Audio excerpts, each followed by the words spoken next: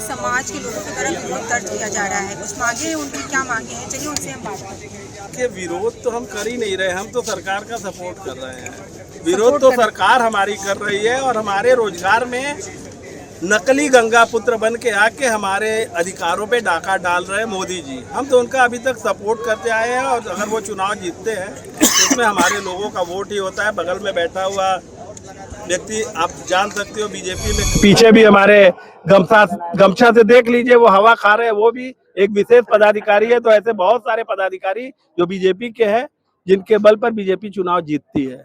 तो हम तो सहयोगी है। विरोध कहना चाहते हैं कि बस वोट लेके गायब हैं? एकदम नंबर 1 की बात आप कर रहे हैं कि जब वोट की बात आती है तो सारे लोग तो आ रहा है जल्दी 2027 एकदम में।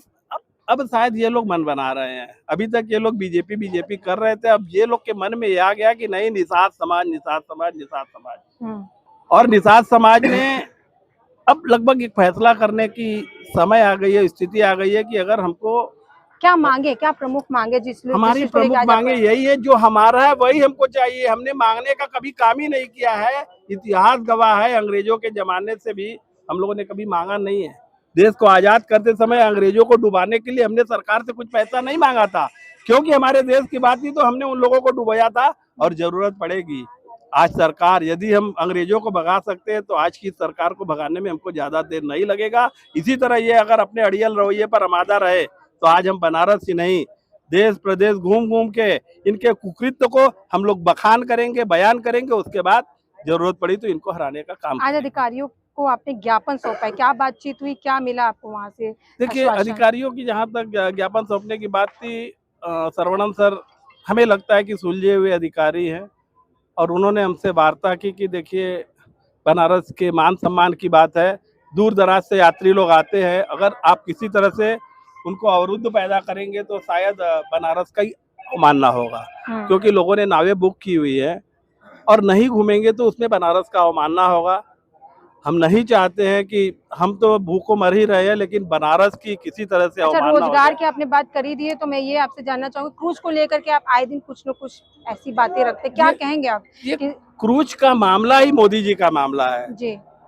बनारस में माझी लोगों को प्रताड़ित करने का मामला ही मोदी जी का मामला है, क्योंकि जब से मोदी जी की सरकार आई है उसके बाद से ही हमारी नाव को रोका गया है। उसके पहले कभी भी हमारी नाव को रोका नहीं जाता था। 98 में 78 में जितने भी फ्लड आए उस समय भी हम लोग अपनी नाव को क्रूज लाया गया। जी, विकास के लिए क्रूज लाया गया। विकास के लिए नहीं, माझी समाज का विनाश करने के लिए, सत्यानाश करने के लिए क्रूज को लाया गया है। अपने उद्योगपतियों को यहाँ से बढ़ावा देने के लिए, पैसा कमाने के लिए, और उसमें से उनको कमीशन मिलना चाहिए, उसके लिए क्रूज रहेगा तो विदेशी पर्यटक आएंगे, आकर्षित होंगे। देखिए, अब एक बात मैं आपको बता दूं कि विदेशी पर्यटक ये बनारस देखने नहीं आते हैं।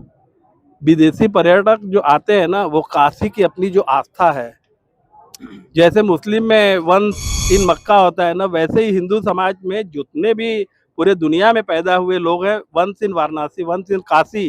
काशी की जो वास्तविकता है ना, उसको जानने के लिए, उस सच्चाई को जानने के लिए, अपने पितरों को तारने के लिए, बाबा विश्वनाथ का दर्शन करने के लिए आते हैं, न कि यहाँ की जो गुड लुकिंग है स्मार्ट काशी को देखने के लिए आते हैं। यहाँ आते हैं तो काशी की जो आस्था है, काशी की आस्था को जानने के लिए आते हैं, माँ गंगा का दर्शन करने के लिए आते हैं और गंगा में बैठ के नौकायन करने। विकास नहीं, विनाश है और देश का सत्यानाश है, क्योंकि काशी की अस्मिता का एक तरह से देखा जाए ना, वाराणसी को जाना जाता है ना, धर्म की राजधानी इसको कहा जाता है। और शायद मोदी जी के शासनकाल में सबसे ज्यादा अधर्म अगर बनारस में हुआ है तो इनके शासनकाल में हुआ है, और 400 से भी ज्यादा मंदिरों का विध्वंस अगर हुआ है तो जिसको ये कॉरिडोर विश्वनाथ धाम बताते हैं, इसको बनाते समय 400 भी ज्यादा मंदिरों का वहां पर विध्वंस किया गया है। लेकिन इसको चोरी छिपे एक बार भी वो अगर सरकार में बैठ के ये बता दे कि हमने कॉरिडोर बनाया लेकिन 400 मंदिरों को तोड़ा है, तो हमें तो नहीं लगता है कि इतने दिन से जो हम लोग मस्त होकर 2 पैसा कमा रहे हैं, शायद कोई भी यहाँ झांकने के लिए भी आएगा। तो मामला तो साफ है, चोरी छिपे सब काम हो रहा है और पूंजीपतियों को बढ़ाने के लिए। वास्तव में तो सिस्टम ये है, ये आप जो बड़े बड़े जो देख रहे हो ना, ये किसी तरह से गंगा जी में चलने के लिए है ही नहीं। छोटे क्रूज जो हमारे लोगों ने बनवाया है वहां तक तो ठीक है, लेकिन ये तो सामान ढोने का चीज है। लेकिन यहाँ पर भाई चूंकि ये मोदी जी से संबंधित है, उनके लोगों से संबंधित है, इसलिए हमारी 14 नावें जो इसी आशय के साथ बनी थी कि बाहर आएगा तो हम लोग 2 पैसा कमाएंगे, उन्होंने अपने घर तक को गिरवी रख के, गहने को बेच के किसी तरह से एक क्रूज का निर्माण किया, लेकिन पूरी तरह से आज वो कर्ज में डूब चुके हैं। इस चीज को मोदी जी को समझना पड़ेगा, इस चीज को योगी जी को समझना पड़ेगा, नहीं तो आने वाला दिन शायद इनके सत्यानाश का कारण बनेगा। आश्वासन मिल गया है, अगर आपकी मांगे ना पूरी हुई तो? नहीं, ये कोई आश्वासन नहीं है। हमने अतिथि देवो भव का सम्मान किया है, चूंकि प्रशासन के लोग हमारे बीच में हमारी नाव पर आए। अगर वो यहाँ की होते तो शायद इस चीज को भी मैं स्वीकारा नहीं होता, क्योंकि वो हमारे नाव पर बैठ के आए। जो नाव पर बैठ गया तो हमारा भगवान है, और भगवान की कुछ बातों को सुनना हमारा कर्तव्य है। इस चीज को हमने स्वीकारा है कि ठीक है, हम कल से नाव चलाएंगे, क्योंकि हमको तो 5 बजे का टाइम दिया गया है, 5 बज गया, इसके बाद हमको नाव चलाने का कोई मतलब ही नहीं होता है। तो कल से हम अपनी नाव चलाएंगे। और मामला ये है कि आने वाले समय में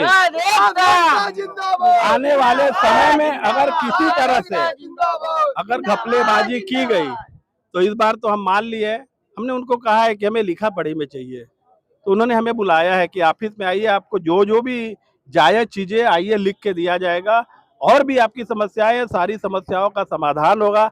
क्योंकि हमारे पास समस्या तो बहुत है, क्योंकि मोदी जी जो आए हैं ना, समस्या का अंबार लेके आए हैं, माझियों के लिए समस्या ही समस्या लाए हैं। भले ही 2-4 पैसे हमने कमा लिए, लेकिन समस्याएं काफी बढ़ गई है। आप बीजेपी के कार्यकर्ता हैं और माझी समाज में आप बेटे हैं, तो किसका ले रहे हैं आप पक्ष इस बार? देखिए, अगर हमको दायित्व दिया गया है अगर पार्टी में, तो यही हमारा जो सेना है इसी की वजह से दिया गया है। जब भी अगर चुनाव वगैरह आता है हम लोग के बीच में, तो जो भी हमारे बीच प्रतिनिधि अगर हमारे समाज के आते हैं तो मान सम्मान के साथ मैं इन्हीं से बोलता हूँ कि हमारे पार्टी में वोट देना है और हमारे पार्टी को जिताना है।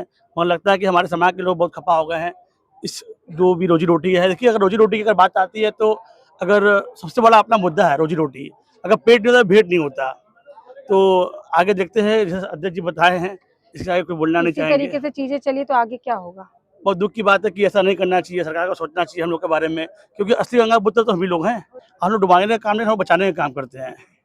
और कोई अगर ये भी अगर डूबेगा तो हमारे सामने ये बड़ा वाला क्रूज डूबेगा तो हमारे समाज के लिए उसको बचाएंगे, ऐसा नहीं कि हम लोग बचाएंगे नहीं कि उसको छोड़ देंगे हम। अभी हमारे साथ एडीसी मौजूद हैं और इस वक्त जो घाट पे लगातार नाविकों के द्वारा प्रदर्शन किया जा रहा था, जिसपे उन्होंने ज्ञापन लिया, क्या कहेंगे सर? आज यहाँ पे जो प्रदर्शन हुआ उसमें क्या, किस तरीके से यहाँ आज नाविक समाजों के द्वारा उनके साथ एक बैठक हुई थी, जिसमें ये कुछ 2 महीने से ऊपर कई दिनों से ये नाव संचालन में प्रतिबंध किया गया सुरक्षा को लेकर। और ये कल शाम को गंगा जी में एक निरीक्षण भी किया गया था, पानी का बहाव का भी निरीक्षण हुआ था। ये पूरा सुरक्षा इंश्योर करने के बाद ये सबको आज तत्काल रूप से नाव संचालन शुरू करने के लिए आदेश किया है। और साथ ही साथ इनसे अनुरोध भी किया गया कि अनिवार्य रूप से जो पर्यटकों और जो श्रद्धालु आ रहे हैं, जो बोट में आ रहे हैं, उनको अनिवार्य रूप से लाइफ जैकेट और सुरक्षा व्यवस्था सुनिश्चित करने के लिए निर्देशित किया गया। और साथ ही साथ इसके अतिरिक्त इनके और भी मांगे थे जो विभिन्न विभागों से उनकी मांग थी, क्रूज को बंद कराने की मांग थी, ऐसा कुछ वो इनका है कि जो टाइमिंग्स हैं और ये एक साथ रहे, और बाकी जो इनका डिमांड्स है वो संबंधित विभाग के सामने प्रस्तुत किया जाएगा। और क्योंकि ये पुलिस अधिकार क्षेत्र से बाहर है और संबंधित विभाग को ये बात पहुंचा जाएगा।